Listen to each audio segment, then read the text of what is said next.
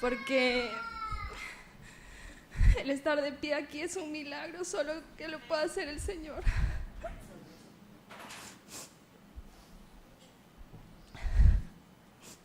Anoche hablé con el pastor para decirle que yo iba a venir hoy para dar mi testimonio sobre lo que Dios había hecho en mi vida, y quería preparar algo, pero sé que el Espíritu va a hablar por mí porque lo ha hecho en todo este tiempo, así que quería compartir un poquito de todo lo que ha pasado en estos años en mí. Yo estoy aquí desde el 2007 y vine a estudiar un doctorado en la Universidad de Barcelona, pero el Señor ya desde siempre tenía un propósito, ¿no?, para mí.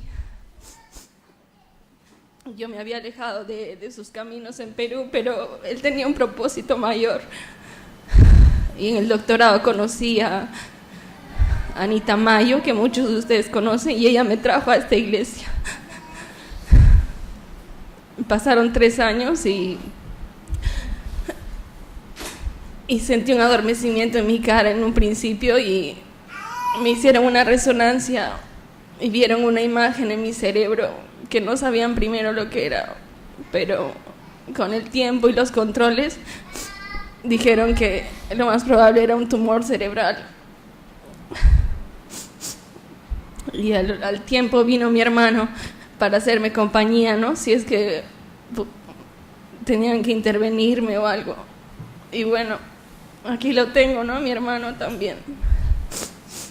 Y él ha servido también de instrumento para estar aquí más unidos a ustedes, ¿no?, como familia. Y le doy gracias a Dios por ustedes, por su vida, porque han sido para mí una familia siempre.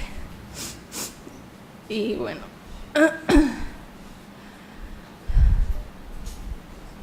quería darle gracias al Señor por su obra maravillosa, porque contra todo diagnóstico el doctor, en resumen, me dijo: yo quiero que tengas en claro de que tú vas a entrar andando y hablando y quizá no salgas así, pero mírenme ahora de pie hablando ante ustedes, y solo puede ser obra de Dios, porque muchos podrían decir: no, es que el Vallebrón es muy bueno, te ha tocado el mejor cirujano, el director de toda la planta, etcétera, pero más allá de cualquier mano humana o lo que sea, Dios tenía el control desde que yo nací. O sea, Él tenía el control y es para su gloria nada más. ¿Quién puede dar explicación a tal cosa? Nadie. Pero quiero que sepan también que hay que dejar que Dios trabaje en uno, ¿no? Porque cuando yo entré al momento de la cirugía, entré con alabanza, y Dios me regaló alabanza también al salir. Salí con una alabanza en mi cabeza y compartí esa alabanza con los pastores. Y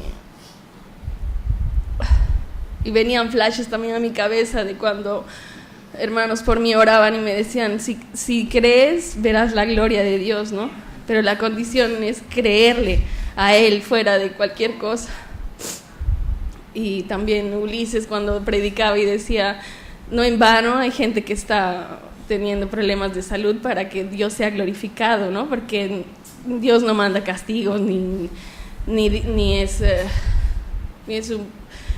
es alguien que quiere que su pueblo sufra, todo lo contrario, ¿no? Y hemos visto que la oración, la unión de su pueblo ha hecho muchísimo. O sea, es increíble lo que Dios puede mover mediante la oración. Es increíble.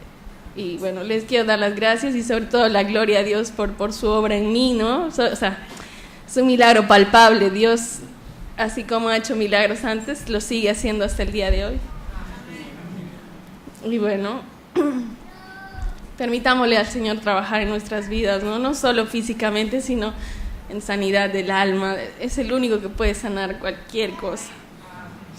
Y muestra de ello, pues, somos todos nosotros, como pueblo unido en oración y con sanidad así que es imposible explicar para el hombre. Así que muchas gracias por sus oraciones y por su amor y los bendigo en el nombre del Señor. y que sigamos creciendo como familia, como hijos de un mismo Padre, y que es un Padre bueno, es fiel, es misericordioso.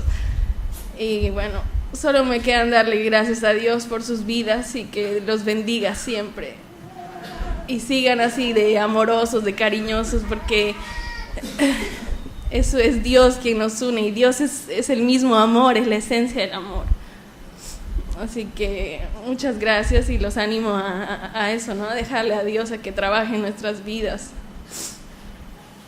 Muchas gracias a todos y muchas bendiciones. Gracias. Ha sido un gozo para nosotros también conocer a la familia casi por completo, a la madre y al hermano. Y Dios te ha dado lengua, ¿eh? Así que vamos a utilizarla para el Señor, ¿eh?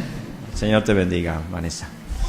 Vamos a tener la lectura todos juntos en esta mañana, que la encontramos en Romanos capítulo 8, versículo 1 al 14.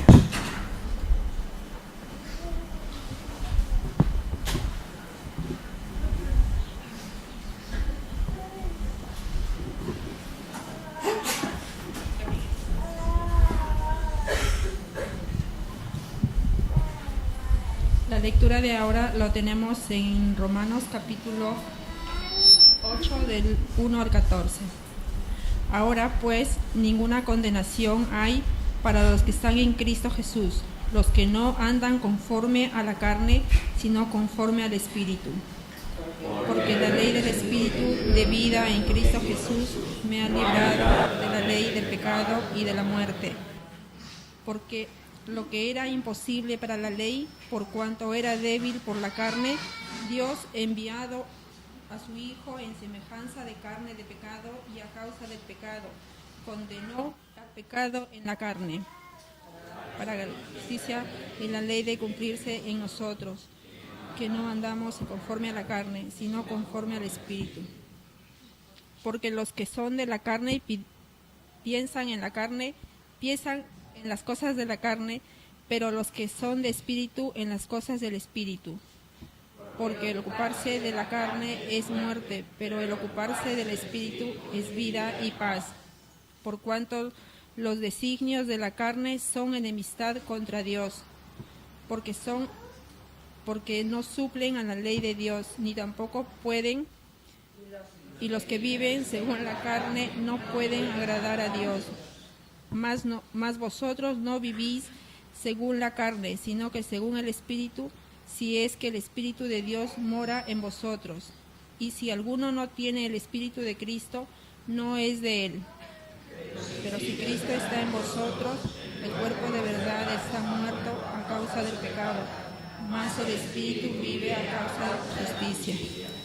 Y si el Espíritu de aquel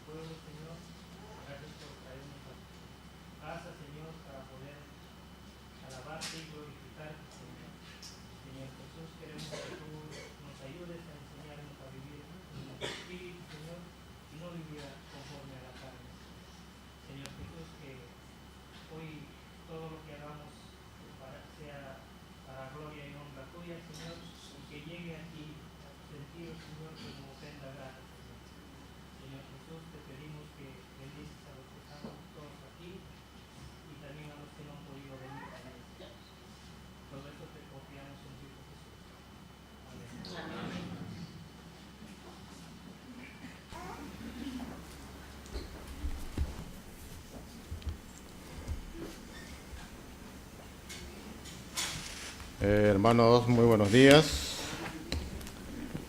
En el último versículo que hemos leído de la palabra de Dios, se nos dice, porque todos los que son guiados por el Espíritu de Dios, estos son hijos de Dios. En esta mañana voy a tratar de explicar o hablar un poquito acerca de la importancia de tener al Espíritu Santo y además que more en nosotros. En 1 Corintios 3:16 dice, desde el momento en que aceptamos a Jesús como Señor y Salvador, todo creyente tiene al Espíritu Santo viviendo en él. En Romanos 8:9 dice, mas vosotros no vivís según la carne, sino según el Espíritu. Pero nos dice, si es que el Espíritu de Dios mora en nosotros. Y si alguno no tiene el Espíritu de Cristo, no es de él. En Juan 14:17 nos dice, el Espíritu de verdad, al cual el mundo no puede recibir porque no le ve ni le conoce, pero vosotros le conocéis porque mora con vosotros y estará en vosotros. 3 versículos de la Biblia y encontramos, si podemos llamar, unos adjetivos calificativos que nos dice, por un lado, Espíritu Santo, por otro lado nos dice Espíritu de Dios o Espíritu de Jehová, nos dice Espíritu de Cristo o de Jesús, y también nos dice Espíritu de verdad, que también podemos decir que es Espíritu de vida, Espíritu de amor, Espíritu de poder, Espíritu de sabiduría, Espíritu de gracia y gloria. También encontramos afirmaciones que nos dice viviendo en él, mora con nosotros y una promesa, estará en vosotros. Una pregunta, ¿quién es el Espíritu Santo? La respuesta que todos conocemos sería pues de repente la más justa. Dice que es la tercera persona de la Trinidad. Esto es normalmente pues lo que se contesta o conocemos o nos han enseñado. Decimos que es verdad que el Espíritu Santo es una de las 3 personas que componen la Trinidad, pero no necesariamente ocupa el tercer lugar, porque el Espíritu Santo es tan importante como el Padre, como el Hijo, siendo los 3 uno solo. Al interpretar que el Espíritu Santo es la tercera persona de la Trinidad, en nuestro subconsciente le damos el tercer puesto en importancia, sin ser así, porque no es real. Nos dice que no podemos tener una buena relación con el Espíritu Santo si no le damos la verdadera importancia que Él se merece. Nos dice que también que nuestra comunión con Él será mucho mejor cuando lo valoremos como la persona divina que es el Espíritu Santo.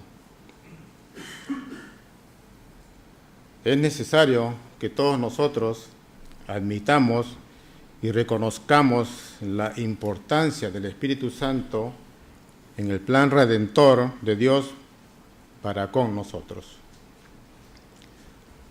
El Espíritu Santo es una persona de la divinidad con quien podemos nosotros relacionarnos, porque Él habla, escucha, enseña, nos anhela, nos guía, nos recuerda la palabra de Dios nos santifica e intercede por nosotros. El Espíritu Santo también produce justicia dentro del creyente, nos guía además al conocimiento de las verdades bíblicas y nos permite que nos dediquemos a ella.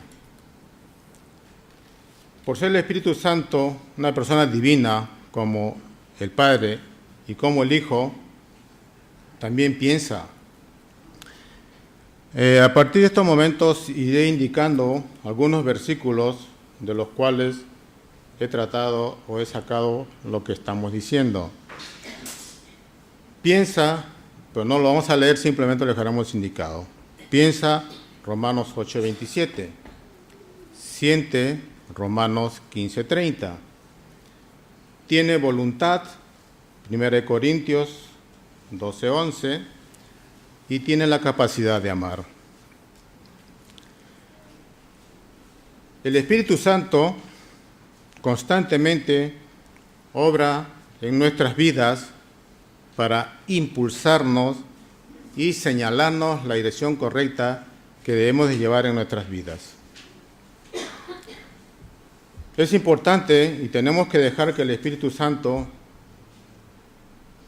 haga su obra en nosotros, que nos transforme, que aprendamos a oír su voz y preguntarle qué quiere que hagamos. Al preguntarle qué quiere que hagamos, entonces nosotros haremos lo que el Espíritu de Dios quiere que hagamos.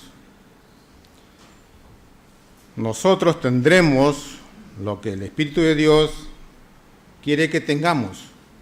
Y también nosotros seremos lo que el Espíritu de Dios quiere que seamos. Una cosa, al Espíritu Santo, más que estudiarlo, más que hacer una clase bíblica, hay que conocerlo. Tenemos que pasar más tiempo con Él y para lograr esto tenemos que tener más intimidad con Él. Lo más importante en nuestras vidas debería ser caminar en su presencia, su compañía, porque vale mucho más que cualquier cosa que podamos tener. Por esa razón el Señor nos ha dado el Espíritu Santo que nos acompaña y nos da poder de Dios. Hemos hablado de las bendiciones y de las cosas, así rápidamente, de lo que podemos tener con el Espíritu Santo. Pero, ¿qué sucedería si no tuviéramos o no existiera el Espíritu Santo? Primero, no habría creación. Génesis 1:2. No habría ni universo ni raza humana. Job 33:4. Si no tuviéramos el Espíritu Santo, no habría Biblia. Segunda de Pedro 1:21. No habría ni Nuevo Testamento en Juan 14:26, 1 Corintios 2:10-14. Tampoco habría poder para proclamar el Evangelio. Hechos 1:8. Sin el Espíritu Santo no habría fe, no habría nuevo nacimiento, no habría santidad, ni mucho menos creyentes en el mundo. ¿Por qué es importante que el Espíritu Santo exista y more entre nosotros? Tenemos en sí 4 motivos. El primero de ellos nos dice que el Espíritu Santo es el agente de la salvación y convence de culpa. Lo encontramos en Juan 16, 7 y 8. El hombre al principio, y por la caída que tuvo, estuvo arruinado y por ello estuvo destinado a la muerte y a la perdición eterna. En ese momento tiene la necesidad de ser rescatado y salvado mediante la intervención de un Salvador divino. Dentro de la salvación del Espíritu Santo que nos da, encontramos el nuevo nacimiento o la regeneración espiritual. Juan 3, versículos 3 y 6. Nos dice que sin el nuevo nacimiento o regeneración espiritual no se puede ver el reino de Dios, es decir, recibir la vida eterna y la salvación por medio de Jesucristo. Ahora, esta regeneración es una nueva creación o transformación espiritual de la persona. Romanos 2:12, en Efesios tenemos 4:23, 24, pero esta transformación viene por parte de Dios a través del Espíritu Santo. Mediante este proceso que estamos hablando, nos dice que se le imparte al corazón del creyente algunas cositas. Primero, la vida eterna de Dios. Juan 3:16, 2 de Pedro 1:4, 1 de Juan 5:11. A la vez de tener la vida eterna, lo convierte en hijo de Dios. Gálatas 3:26, Juan 1:12. A la vez de tener la vida eterna, que nos convierte en hijo de Dios, nos permite ser una nueva criatura. Y esa nueva criatura ya no se conforma o pertenece al mundo, sino que ahora está vestido del nuevo hombre, la nueva criatura. Nos dice que la regeneración es necesaria porque todas las personas separadas de Dios o de Cristo en su naturaleza humana son o somos incapaces de obedecer y agradar a Dios. Jeremías 17:9, en Romanos hemos visto 7:8, en Efesios 2:3. La regeneración espiritual o nuevo nacimiento nos dice que es la transformación de la vida antigua de pecado que tenemos o teníamos a la nueva vida de obediencia a Jesucristo. 2 Corintios 5:17. Nos dice que los que de veras han nacido de nuevo son librados de la esclavitud del pecado que nos llevaría a una muerte espiritual. Para no perder detalle, esta parte la voy a leer totalmente. Dice, cualquiera que esté actualmente en un estado de esclavitud y nunca ha experimentado el renacimiento espiritual, o si ha experimentado la regeneración o ha nacido de nuevo y se ha entregado al pecado, ha entrado en la muerte espiritual que produce la esclavitud al pecado. También se nos dice que los que nacen de Dios, dice, no practican el pecado, en 1 Juan 3:9. Lógicamente que eso no quiere decir que los creyentes seamos libres de la lucha espiritual contra el pecado. Ahora, si nosotros tenemos el deseo y la disposición espiritual para obedecer a Dios, seguir la dirección del Espíritu Santo y llevar una vida recta, evitaremos la tentación que nos va a conducir directamente al pecado.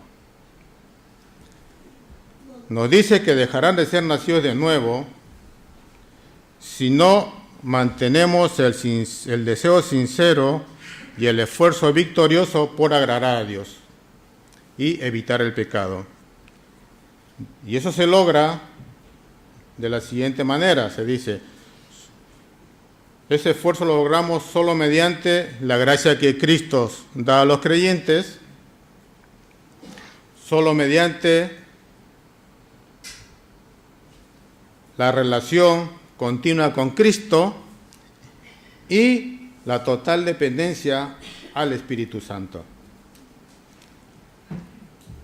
Dice, de manera que practicar el pecado, que es aquel que nos lleva a una separación con Cristo, que nos lleva a una rebeldía voluntaria contra Dios, que nos lleva a una caída de la gracia eterna y que nos lleva a una separación de una vida de salvación. Y a la vez rechazar la guía y no seguir el Espíritu Santo, son acciones, tanto el pecado como rechazar la guía del Espíritu Santo, son acciones que extinguen la vida de Dios en el alma del creyente. También produce la exclusión del reino de Dios y que nos puede conducir, como dije antes, a una muerte espiritual. Tenemos que tener en cuenta que no podemos comparar el nuevo nacimiento o regeneración espiritual con el nacimiento físico, porque la relación con Dios, con el creyente, se basa y es un asunto espiritual y que no tiene nada que ver con la naturaleza humana. El segundo motivo por el cual es importante que el Espíritu Santo more en nosotros es que el Espíritu Santo es el agente de santificación. Ya hemos dicho que es el agente de salvación y convence de culpa, y ahora es el agente de santificación. Santificación significa hacer santo, consagrar, separar del mundo y apartar del pecado para tener íntima comunión con Dios y servirle con gozo. En la conversión que se produce en el ser humano, el Espíritu Santo viene a vivir en los creyentes y a través de los cuales nosotros quedamos bajo su influencia santificadora del Espíritu Santo. En 1 Corintios 6:19 dice: ¿O ignoráis que vuestro cuerpo es templo de Dios, el cual está en vosotros, el cual tenéis de Dios y que no sois vuestros? Hay que decir que la santificación era la voluntad de Dios para los israelitas en el Antiguo Testamento, en los cuales nos dice que debían vivir en santidad, separados del estilo de vida que usaban o se practicaba alrededor de ellos. Éxodo 19:16. Ahora, esta misma exigencia que el Señor pedía a los israelitas en el Antiguo Testamento, nos las pide a nosotros, porque es una exigencia para los creyentes en Cristo que nos dice que sin santidad nadie verá al Señor. Hechos 12:14. Se nos dice que a fin de realizar la voluntad de Dios en la santificación, ya que la santificación es obra de Él, nos dice que los creyentes debemos de participar en la obra santificadora del Espíritu Santo. ¿De qué manera podemos participar? Nos dice, en principio, dejando de hacer lo malo. Romanos 6:1-2. Nos dice también limpiándonos de toda contaminación de la carne y de espíritu maligno. 2 Corintios 7:11. Y también nos dice conservándonos limpios de la contaminación de este mundo. Dejando de hacer, limpiándonos de toda contaminación y conservándonos limpios. Santiago 1:27. En el Nuevo Testamento, la santificación se presenta como un acto definitivo mediante el cual el creyente queda libre de la esclavitud de Satanás y del pecado por la gracia de Dios a fin de vivir para Dios.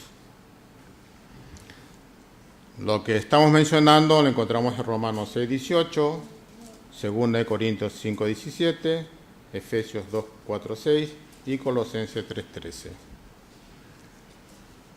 Al mismo tiempo nos dice que la santificación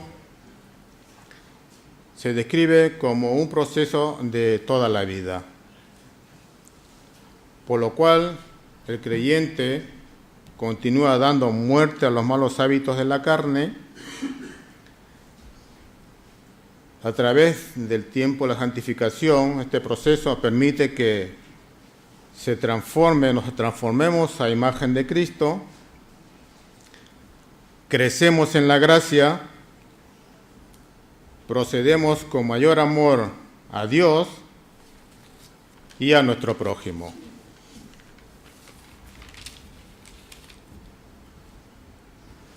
¿Cómo se demuestra la verdadera santificación? Una verdadera santificación requiere lo siguiente de los creyentes. Primero, que mantengamos íntima comunión con Cristo, que nos dediquemos a la oración, que amemos la justicia y odiemos la maldad, que nos sometamos a la disciplina de Dios, que le demos muerte al pecado, que obedezcamos la palabra de Dios, que seamos obedientes al Espíritu de Dios y sobre todo que seamos llenos del Espíritu Santo. Efesios 5:18. Esta verdadera santificación, ¿cómo la alcanzamos los hijos de Dios? Los hijos de Dios dice que alcanzamos la santificación por fe. Hechos 26:18. También la alcanzamos por la unión que tenemos con Cristo, tanto en su muerte y resurrección. Esta santificación la alcanzamos también por la palabra de Dios. La sangre de Cristo y también por la obra regeneradora del Espíritu Santo en el corazón de los creyentes. El tercer aspecto por el cual es importante el Espíritu Santo nos dice que el Espíritu Santo es el agente de servicio, que da poderes al creyente para el servicio y el testimonio. Hechos 1:8. Cuando se refiere al servicio, el Espíritu Santo nos dice que imparte dones espirituales a cada miembro de la iglesia para que la edifique y la santifique a través nuestro. O sea, dones para la santificación y edificación de nuestra iglesia. Tenemos que recordar que esos dones son una manifestación del Espíritu por medio de las personas, y dice por las cuales se hacen realidad la presencia de Dios, se hace realidad el amor de Dios, la verdad y las normas de justicia de Dios. Todo eso para el bien de toda la comunidad de creyentes, o sea, la iglesia. Nos dice que también hay dones por los cuales el creyente recibe el poder y la capacidad para servir de manera más eficaz y permanente en la iglesia. Ahora, para que una iglesia sea edificada y sea santificada, es necesario que entre sus miembros, nos dice, se cultive el sentido de permanencia y se elimine el fuerte sentido de la incredulidad. Una verdadera iglesia está formada solo por quienes, por la gracia de Dios, la gracia de Cristo,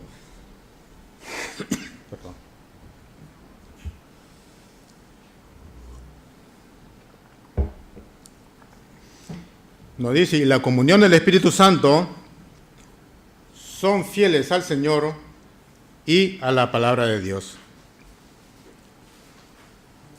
nos dice que los dones de servicio que recibimos, que nos da el Espíritu Santo, según sea su voluntad y de acuerdo con el anhelo que tengamos nosotros. También nos dice que tener un don no significa que el Señor apruebe todo lo que hacemos o enseñe a una persona, porque nos dice que Satanás o los falsos profetas o predicadores se revisten de siervos de Dios y que pueden falsificar las manifestaciones del Espíritu mediante los dones. Encontramos en San Mateo 7, 21, 23 y 24, 11 al 24. Nos dice que el creyente no debe creer en toda manifestación espiritual, sino que debe probar realmente que esos dones provienen del Espíritu de Dios. En 1 de Juan 4.1 encontramos que nos dice: amados, no creáis a todo espíritu, sino probad los espíritus si son de Dios, porque muchos falsos profetas han salido por el mundo.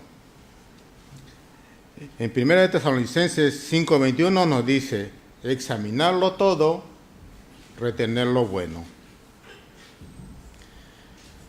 En cuanto a la gente de servicio, nos dice que la obra principal del Espíritu Santo en el testimonio y la proclamación es venir sobre los creyentes para que podamos recibir poder y dar testimonio de la obra salvadora de Dios